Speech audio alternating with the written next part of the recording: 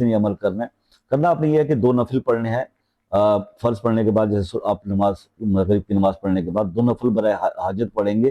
پہلی نفل میں الحمد شریف کے بعد سورہ کافرون، اور دوسری نفل میں الحمد شریف کے بعد سورہ اخلاص پڑھ کے آپ اللہ تعالیٰ سے اپنے مسئلے کے لیے دعا کریں گے، اور اس دعا کرنے کے بعد آپ نے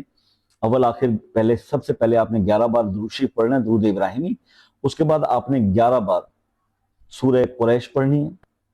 11 بار سورہ الماؤن پڑھنی ہے، اور 11 بار سورہ کوثر پڑھنی ہے، اور پھر 11 بار درود شریف پڑھنا ہے۔ یہ ہو گیا، یعنی 3 صورتیں، سورہ قریش، سورہ الماؤن اور سورہ کوثر، یہ 3 سورہ مبارکہ آپ پڑھیں گے 11 بار، اور آخر میں پھر 11 بار درود شریف پڑھیں گے۔ یہ عمل آپ 11 دن کریں یا 21 دن، جس بھی مصیبت یا پریشانی میں آپ گرفتار ہیں وہ مسئلہ حل ہو جائے گا، چاہے وہ رزق کی تنگی کا ہی مسئلہ کیوں نہ ہو۔ ٹھیک ہو گیا، یہ عمل تھا جو آپ کے ساتھ شیئر کرنا تھا، اور یہ جو ہے عمل ہے